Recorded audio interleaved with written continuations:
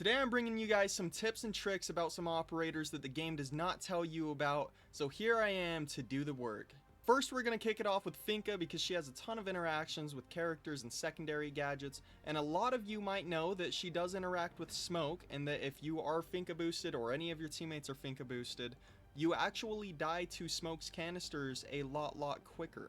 Not only that, but when the Adrenal Surge is active, any attacker will actually be detected by Pulse quicker and quicker since it's speeding up your heart rate. On top of that, any status effects like Elemines or Echo's supersonic bursts will actually be cleared much quicker if you hit a Finka boost after they've been detonated. Even things like Melusi and Barbed Wire, you will actually move quicker if a Finka boost is active.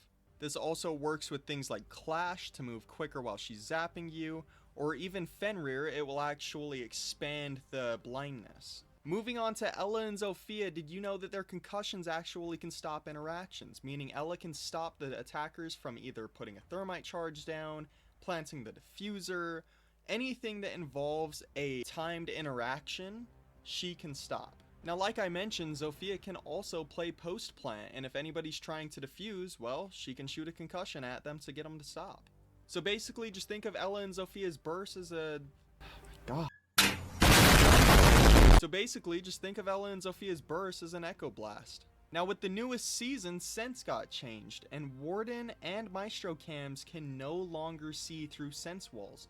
Now, this isn't the biggest buff, but on plant-heavy sites, Sense can actually be pretty useful now. Now, I see a lot of people not reactivating Aruni's gates, which really throws me off because this one is actually said in her Sierra Gate description. Now, for those who don't know, when the Sierra Gate is sparking, it's obviously closed, but once it's done sparking and opens back up, you can shoot the silver inside part to actually reactivate the Sierra Gate. It will take about 30 seconds to be reactivated after something's deactivated it.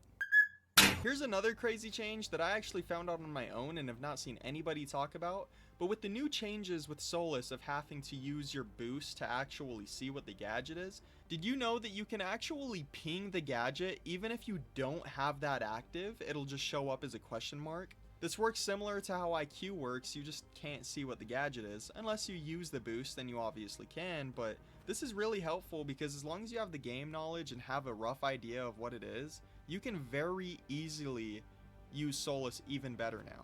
Now, with the newest operator Scopos, did you know that if a Grim pings you, or a Deimos pings you, or a Jackal pings you, if you switch bots, it actually stays on the bot that you started with?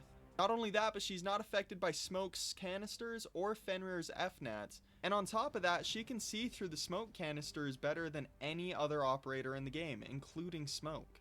Now, Vigil has a lot of neat interactions, and I'm sure you know he can't be spotted by cams, but did you know that Lions won't affect him if he has his ability active, Grim Bees won't affect him if he has his ability active, and Deimos can't track him while he has his ability active.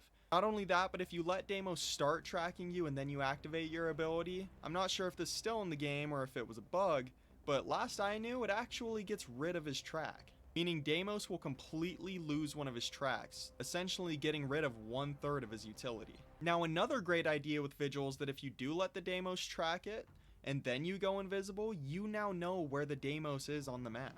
Now, yes, when you activate his ability, it does make it to where you don't know exactly where Deimos is, but it gives you the last point that he tracked you. Now, a mistake I see a lot of players make when they see a Cav on the board is they instantly pick Jackal. Now, I get it, you probably don't play Cav, but as somebody who mained Cav for literal years, don't do this. Cav counters Jackal, and they've actually dumbed it down quite a bit. Cav used to not even give out footprints back in the day when she had her ability active, which they have changed, she does give off footprints now. But when Jackal tracks her, she can actually completely avoid the scans as long as she has her ability active. And since in the bottom right, it'll give you the status effect of when you're going to be getting scanned, you can just be turning it off and on to avoid those tracks at any time in the game. Now, Flores and Aruni, a lot of people don't seem to know this, but on Flores, if you jump your drone and activate it so it turns bulletproof, you can actually go straight through Sierra Gates, not only deactivating them, but your drone will actually still be alive and will explode on the other side. On top of that, Osa can also deactivate Aruni gates because her shield when placed in doorways will stick slightly through the Sierra gate, therefore deactivating it. Now, were there any secret tips that I didn't mention in this video that you want to share with the world? Comment them down below, and maybe we'll just have to make a part 2. Anyways, peace out, be safe, I love you guys, and I hope you learned something new with this video.